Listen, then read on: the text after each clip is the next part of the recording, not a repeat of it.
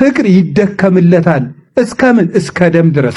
ፍቅር የሚደክሙለት እንጂ እየሰጡ የሚቀበሉት አይደለም። ፍቅር መስጠት እንጂ መቀበል አይደለም። ፍቅር በመስጠት እንጂ በመቀበል አይደሰትም። ፍቅር የራስን ደስታ መፈለግ አይደለም፣ ለሚወዱት ነገር መኖር ነው። ለሚወዱት ነገር። አንድ ፈላስፋ የጠየቀውን ጥያቄ ልንገራቸው። አንድ ሰው አበባ ይወዳል። አበባ ይወዳልና አበባይቱን ቢቆርጣት ይወዳታል አይወዳትም?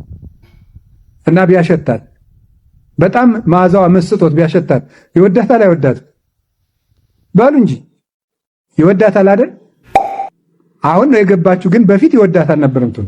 ይሄን አበባ ወደዋለሁ ስለዚህ ልቁረጥና ምን ልበለው ነው የምትሉ።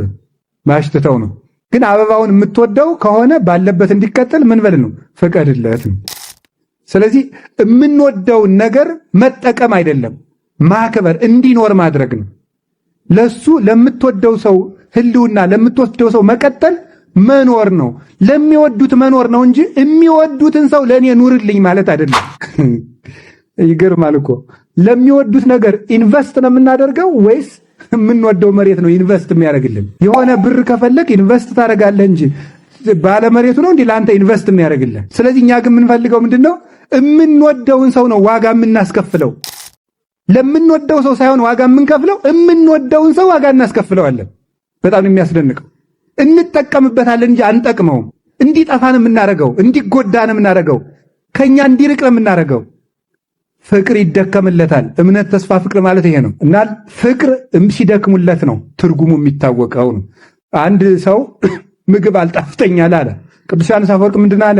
አልርብህ ብሎ ነው ያለ። ሲርብህ ምን ይልሃል? ይጣፍጥልሃል። የምግብ ጣዕም የሚታወቀው ሲርብህ ነው። ፍቅር ጣዕም የሚኖረው ሲደክሙለት ነው፣ ሲለፉለት ነው፣ ሲታገሱለት ነው፣ ሲችሉለት ነው፣ ሲታመሙለት ነው። እንዲሁም ቅዱስ ጳውሎስ ምን እንዳለ ሁለተኛ ቆሮንቶስ ምዕራፍ 11 ቁጥር 23 ላይ መኑ ውእቱ ዘይደዊ ወይሐምም አለ። አነ በዚህ ዓለም ደዌ የሌለበት ማን አለ? እኔ ያልታመምኩለትስ ማን ነው? አይገርምም? አየህ ቅዱስ ዮሐንስ አፈወርቅ ወስዶ ምንድነው ቅዱስ ጳውሎስን ምን አለ? በዚህ ዓለም የማይታመም ማን ነው? እኔስ ያልታመምኩለት ማን ነው አለ። ቅዱስ ጳውሎስ ለእያንዳንዱ ምዕመን ችግር ይታመም እንደነበረ ታውቃለህ። ይሄንን ወስዶ ገላትያ ላይ ምንድነው ያለ? ወንድሞቼ ሆይ እኔ ስለናንተ ምጥ ይዞኛል ነው ያለ። እስቲ ምጥ ይዞኛል በሉ። ምን አላችሁኝ? ምጥ ምን ያህል እንደሚሰማ ሐኪሞችን ጠይቋቸው። እሺ ምጥ ቀላል ሰው የምጥን ከባድነት ቢያውቅ የእናቱ መከራና የሚስቱ መከራ ይገባዋል በእውነቱ ማለት ነው። እና ምጥ በጣም አይ ቅዱስ ጳውሎስ ስለናንተ እንዲያውም እንደሰማሁት ነው። በዚህ ጉዳይ እኔ አልተማርኩም። እንደሰማሁት ግን አንዲት ሴት ምጥ ሲይዛት የሚሰማት ህመም ከጎን አጥንት በጣም ብዙዎቹ ሲሰበሩ አንድ ሰው የሚሰማውን ያህል ነው ይባላል። ሐኪሞቹ ነው ሲሉ የሰማው። ኧረ ጎን አጥንቱ ስንቱ ሲሰበር ነው ብዙ። አንዷን በመርፌ በወጋት የሚያመውን ታውቃላችሁ?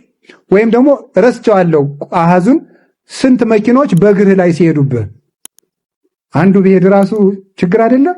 የዚያን ያህል አሁን ቅዱስ ጳውሎስ ምን አለ? የሚያስተምራቸው ደቀ መዛሙርት ምንድን ነው ያለ? ስለናንተ ምን ይዞኛል ነው ያለ? ምጥ በሉ እንጂ።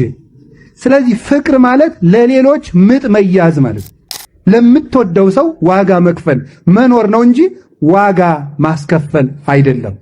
ለምንወዳቸው ሰዎች ዋጋ እንድንከፍል እንጂ ዋጋ እንዳናስከፍል እግዚአብሔር ይርዳን።